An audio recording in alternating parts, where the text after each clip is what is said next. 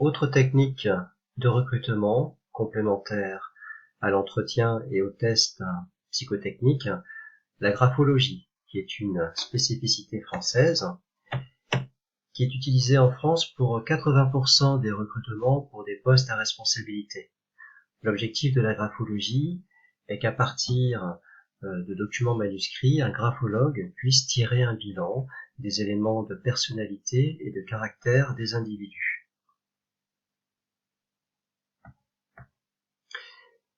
Après que la personne a été recrutée, il faut maintenant s'interroger sur les conditions de son intégration. Le cas professionnel, dans sa partie numéro 3, illustrait le cas de personnel qui estimait ne pas avoir été intégré dans les meilleures conditions, ce qui empêche, ce qui retarde leur opérationnalité dans les plus brefs délais. Pour intégrer un personnel, il faut agir en amont, il faut agir le jour de l'arrivée et il faut agir en aval après son arrivée. Notamment, le jour de l'arrivée, il y a des formalités légales à accomplir, comme par exemple une déclaration unique préalable à l'embauche.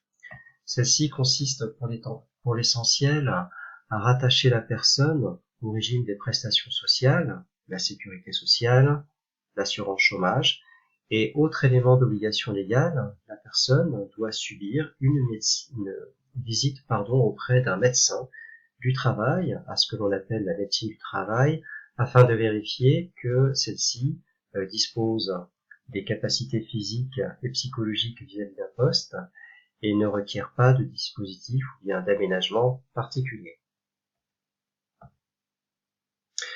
Le jour de l'intégration, on peut aussi remettre au personnel ce que l'on appelle un livret d'accueil. À quoi sert ce livret? Eh bien, comme indiqué ici, un livret d'accueil a pour objectif, pour l'entreprise, de diffuser rapidement les éléments de culture d'entreprise. On va le voir un petit peu plus bas avec le livret du groupe Facebook.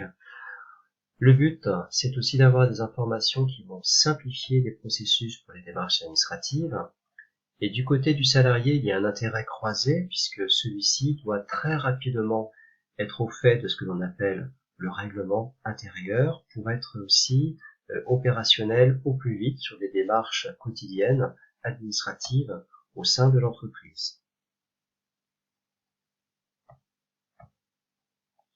Voici un contenu type et l'on retrouve les éléments qui viennent d'être évoqués, des éléments d'historique de l'entreprise, des éléments de règles qui régissent la vie de l'entreprise, mais aussi des choses pratiques comme la gestion des tickets restaurants, les conditions d'obtention d'une mutuelle santé collective, d'un plan d'épargne entreprise sur lequel l'employé pourra abonder les participations aux bénéfices de l'entreprise qui lui seraient versées. On trouvera aussi d'autres aspects pratiques comme les éléments de code d'accès au parking ou bien encore le nom et les contacts des représentants du personnel de l'entreprise dans le cadre d'une vie syndicale. Alors en la matière de livret d'accueil, vous pourrez trouver ceci dans vos entreprises. Il en existe des bons comme des livrets ennuyeux. On peut très vite faire un livret aussi ennuyeux qu'une notice de montage du groupe Ikea.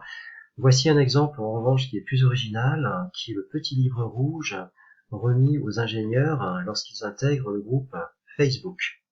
Le petit livre rouge fait bien sûr référence au livre de Mao Tse-tung pour l'arrivée de la Chine communiste au pouvoir de la Chine populaire. Voici ce livre.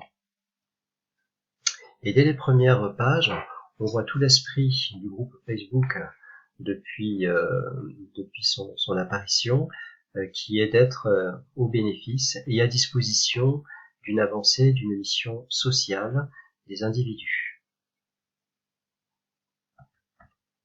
Si l'on poursuit un petit peu plus loin dans ce livre, on trouve cette affirmation selon laquelle chaque ingénieur est responsable du confort d'utilisation vis-à-vis du groupe Facebook pour environ 1 million de personnes dans le monde.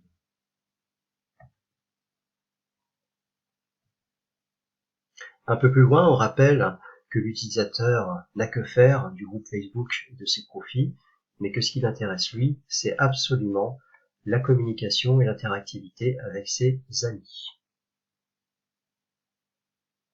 Un peu plus loin, on pourra aussi rappeler aux salariés de Facebook qu'il est parfois difficile de faire cohabiter tous les avantages d'une fonction sans en subir les inconvénients. Ici, on fait référence au fait qu'il y a beaucoup de travail à fournir et pas forcément de temps pour les repos.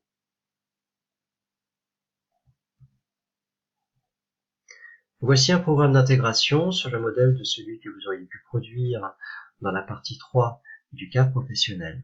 Ici, un programme qui va nous rappeler d'abord les actions nécessaires pour l'intégration du salarié le jour de son arrivée, avec notamment la communication du matériel nécessaire à son poste, les documents qui doivent lui être remis, notamment donc le livret d'accueil et le règlement intérieur. Plus bas, on va indiquer les premières tâches confiées et les moyens alloués du point de vue de documents, de matériel, de fiches process ou bien encore des relais dans l'équipe. Et dans le cadre d'une politique d'amélioration continue, on pourra aussi imaginer qu'il y aurait des points d'étape réguliers faits avec ce salarié, consistant à lister toutes les activités confiées, conformément au programme d'intégration précédent, les difficultés rencontrées par le salarié, et bien sûr, les actions nouvelles à engager de la part de l'encadrement. Voici tous les éléments qu'on pouvait donc compléter. Tous les éléments que vous avez parcourus dans ce diaporama sont disponibles dans le polycopier au format Word qui vous a été communiqué. Merci pour votre attention.